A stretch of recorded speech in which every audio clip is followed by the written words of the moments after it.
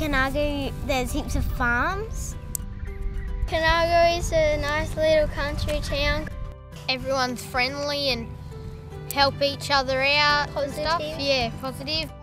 And the school's really nice and the teachers are great. We're from Conargo!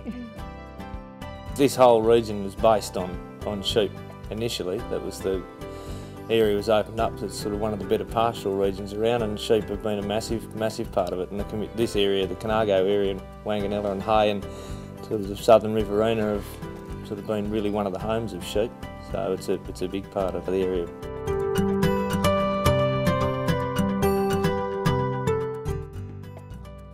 The original homestead was built or started in 1863 in a period of extreme drought. The records show that the builders at the time had to stop work to go and dig wells, find water in order to keep the stock alive and continue existing out here. In the early days they shore 75,000 sheep a year, which must have entailed an awful lot of labour as well.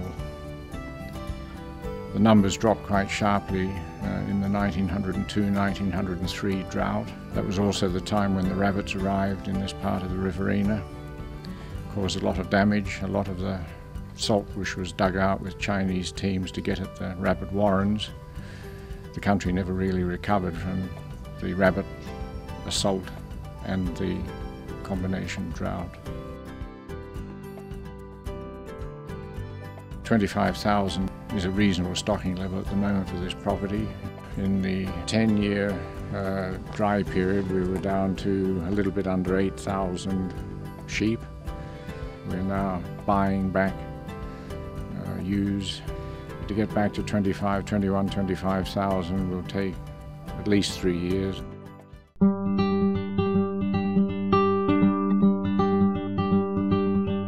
You've never got this higher result in all the time you've been doing it for me. Well, I told you if Collingwood win I'd look after you. Just don't ring me at landmarking. What we're actually doing is ultrasounding the ewe, finding out whether it's pregnant. The benefits are, especially during the drought, that you could really feed the pregnant ewes well and you weren't feeding dry sheep. The main drought started in 2002. There were a couple of reasonable seasons in between that, but basically only broke in last year, 2010. The recovery following the rain takes quite a while. You know, we're all got very low stock numbers and those sorts of things, and it doesn't rain cash.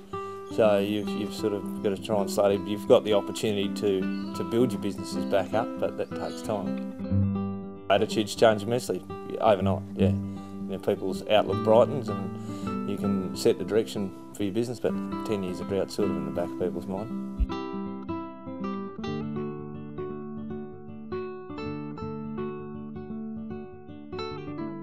The drought's now sort of hopefully broken, but most, including myself, I know our stock numbers went down to probably 50 to 70% of what we can generally carry. To see the stock numbers back to where they were is going to take probably another 2-3 years. 34, minute 4, minute 4, minute 4, 134, done! It's generally at the sheep sales or cattle sales, that's where you catch up a lot of the times, yeah. You tell each other's problems and whatever, or lie a lot.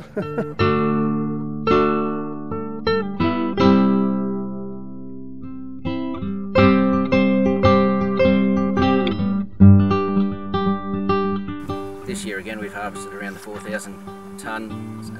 Over the last few years we've only harvested around 1,000 tonnes, so there's a 3,000 tonne difference there, which equates to a lot of money. What we've had to do is keep our existing machinery a bit longer than what we were anticipating for. So really now at the end of the day, when there's acreage and tonnes of rice around again and cereals, we will have to update our machinery, which comes at a big cost.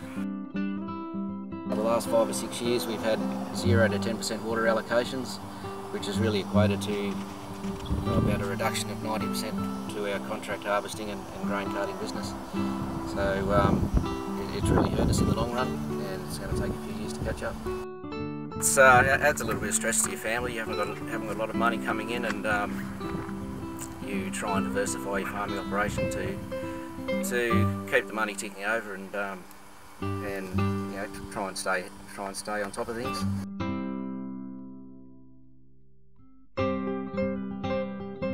We've grown rice up until things got a bit tough there a few years ago. Then we thought we tried grapes, and initially we tried 29 varieties of grapes to see what would yield, and that's basically the grapes out the front.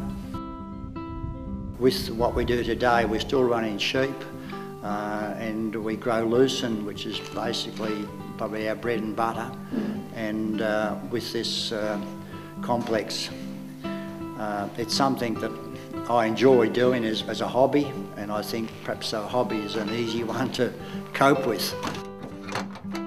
I do enjoy restoring. The DeSoto car here, 1929 car, for the latter part of its life it's been as a chook house in Kinglake, and it was restored 30 years ago. It was an upmarket car at the time, often used as a bridal car, but I don't tell the bride she's riding in an ex-chook house. People that come in, they're often surprised when they find themselves going out with a shirt instead of a box of wine. As tourism goes, I believe that there's a future. We've just all got to work together and assist each other. I think that's a part of being in a small community. We've got a very strong community at Conargo.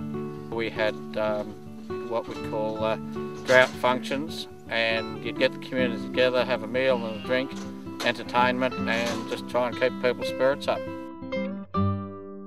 Conargo to me is the focal point of the community, with the pub and the hall committee and all that sort of thing, where you meet people and you go to the pub, everybody talks and friendly, and you know, it's just a focal point of the district, I think.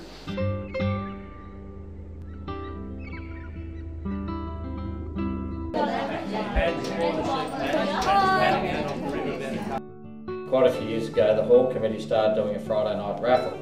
That really makes a huge difference to the people going Friday night. Orange tickets for 23, would you believe?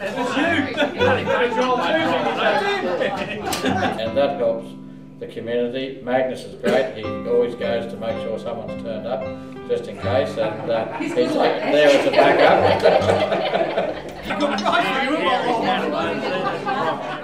You can go in there, have a good meal, it's not super expensive, the kids are happy, they can play pool, no one minds if the kids take 3/4 of an hour to sink one ball, or if I take 3/4 of an hour to sink one ball.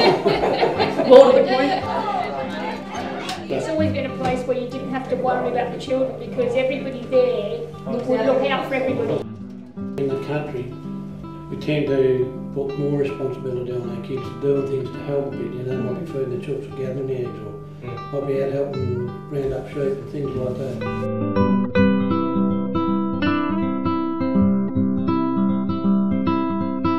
It's quite nice around Conargo because it's a little country town and all these sheep and cows just roam around it. Me and my friends always play a army game or something. We go fishing just out there. It's sort of funny because we got bogged, and that was really fun. So Dad's just like, oh, we can't be bothered, so we just went fishing and left it there. And it was really good because there was heaps of wildlife, and it's really quiet and everyone's friendly. We have sheep, about 5 cows and 4 horses. In the drought we can't go fishing because the water was so low. All the animals some of them had to get culled because no one was buying them. Got put down? Yeah, because they didn't have any food. When the rain came, we got to go outside and feed all the horses. When the rain came, the river got lost and then the cod breed again. When it was raining, me and my brother always jump in the puddles. We get to go in the boat again, and we also get to go fishing in the boat, and we can go camping because then we get to invite our cousins and they get to go fishing with us.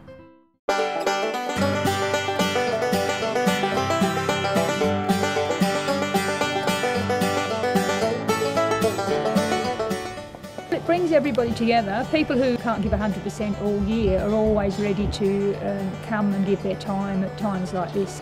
And we start in February for the May markets. It takes all that time to get everything together and get all the information out. That's why you're the supervisor. I'm just a worker. Ready, set, racing at Warwick, and away they go.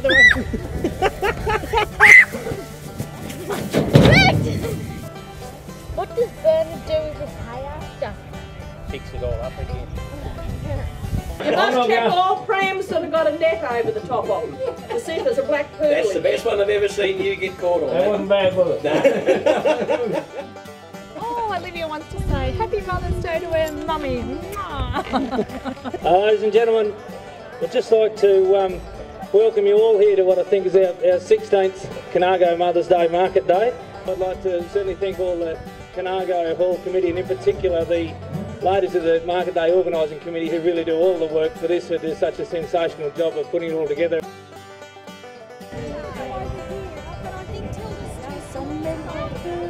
Yeah, you got it. Awesome. Yeah, I was one of the first ones here, and I was under the veranda that the first day, and it rained like hell. I was laughing, all these other boats getting wet. So ever since then I've gone under cover.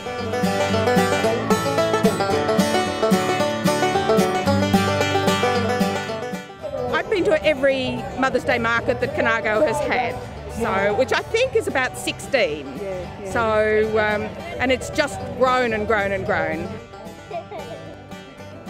There's got to be a lot of credit goes to the organising committee because they kept it going during the drought, and that was really hard for everybody. We debated cancelling the market in the depths of the drought, but we rang all the stall holders and they couldn't understand why we would want to cancel. It kept everybody focused, I suppose, and talking about when the rains come. When you think Mother's Day now, you think Conargo Market.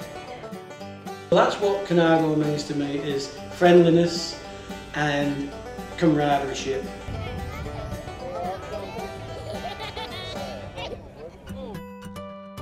It doesn't matter where you fit in the social scheme of things, everybody gets on very well in Conargo. If you like the warm weather, it's fantastic, and if you like the cold weather, it's even better.